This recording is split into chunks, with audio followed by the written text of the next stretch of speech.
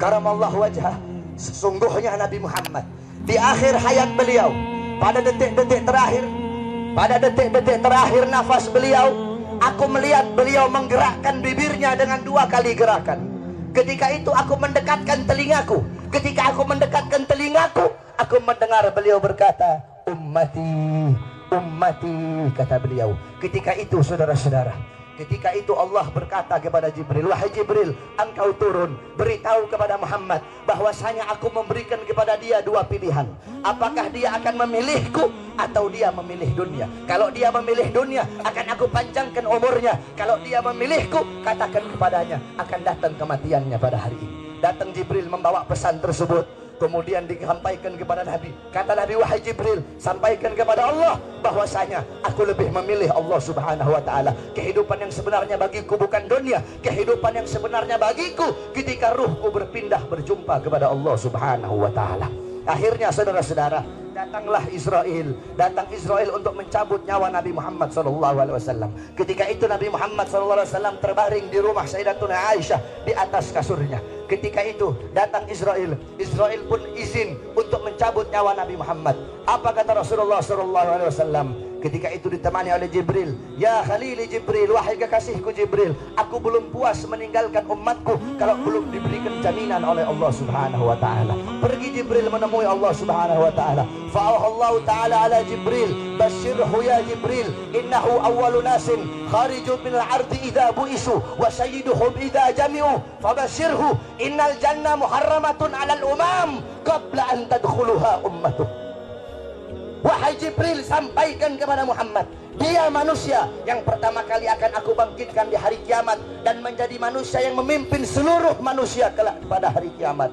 Dan sampaikan kepadanya jaminan dariku bahwasanya sorga aku haramkan untuk dimasuki oleh siapapun sebelum sorga dimasuki oleh umatnya. Ini jaminan dariku wahai Jibril. Nabi Muhammad pada saat detik-detik terakhir nafasnya tidak memikirkan diri beliau, keluarga beliau, anak cucu beliau. Yang beliau pikirkan kalian sebagai umat, saudara-saudara. Apakah cukup sampai di situ? Tidak, tidak cukup sampai di situ. Dicabut nyawanya Nabi. Dicabut nyawanya Nabi. Ketika dicabut nyawa Nabi Muhammad, Nabi mendesah. Ketika dicabut nyawa, Nabi berlirih. Ah, kata Nabi. Dicabut lagi nyawa Nabi. Nabi berkata, ah.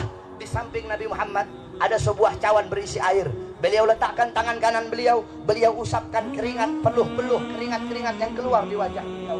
Beliau berkata, ya Khalili Israel, wahai kekasihku Israel, apakah seperti ini rasa sakit dicabut nyawa wahai Israel? Saudara-saudara, Nabi Muhammad yang sholat sampai kakinya bengkak, Nabi Muhammad yang sholat sampai kakinya keluar nanah, merasakan sakit ketika dicabut nyawa. Bagaimana dengan orang-orang yang lalai dari sholatnya, saudara-saudara? Nabi Muhammad, manusia yang paling mulia, khairul khalqillah, khairul wafa, wa bahrus safa, merasakan sakit ketika dicabut nyawa. Bagaimana dengan para pendosa? Bagaimana dengan orang-orang yang durhaka kepada Allah subhanahu wa ta'ala? Dicabut nyawa Nabi Muhammad SAW. Kata beliau, apakah seperti ini rasa sakit dicabut nyawa? Kemudian Israel pun berkata, iya ya Rasulullah, seperti inilah rasa sakit dicabut nyawa. Kemudian Israel berkata, Rasulullah berkata, wahai Israel, apakah rasa sakit seperti ini juga yang nanti akan dialami oleh umatku? Apa kata Israel? Iya ya Rasulullah, rasa sakit seperti inilah yang nanti akan dialami oleh umatmu. Mendengar itu Nabi Muhammad menangis. Itu tangisan terakhir Nabi Muhammad. Itu tangisan air matanya Nabi yang terakhir sebelum beliau wafat.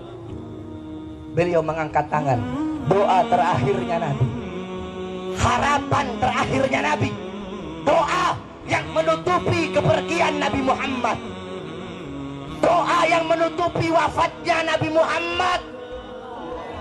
Beliau mengangkat tangan, mengadahkan tangan kepada Allah subhanahu wa ta'ala. Allahumma khaffif ala ummati fi sakratil maut. Ya Allah, ringankanlah.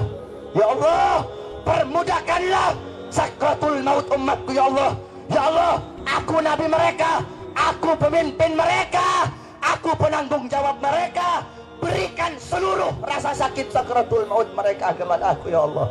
Biar aku menanggung rasa sakit sakratul maut umatku ya Allah. Umatku tidak akan kuat, umatku tidak akan mampu ya Allah. Biar aku menanggung seluruh sakratul maut mereka. Berikan rasa sakit sakratul maut mereka kepada aku ya Allah. Di mana kalian untuk Nabi Muhammad? Apa yang telah kalian lakukan untuk Nabi Muhammad SAW? Sudahkah kalian menyenangkan hatinya Nabi? Sudahkah kalian mengorbankan jiwa, nyawa, darah, harta kalian untuk Nabi Muhammad SAW? Para sahabat-sahabatnya Nabi mengorbankan jiwanya, nyawanya, darahnya, hartanya. Sumayyah, wanita yang tua renta, dipaksa keluar dari ajarannya Nabi, dikubur setengah badan, ditombak, keluar isi perutnya, dicambuk. Hei Sumayyah, keluar kamu dari ajaran Nabi. Apakah Sumayyah lebih memilih kesenangan dunia? Apakah Sumayyah lebih memilih kebebasan dunia? Sumayyah lebih memilih mati daripada harus meninggalkan ajaran Nabi Muhammad. Allahu Akbar.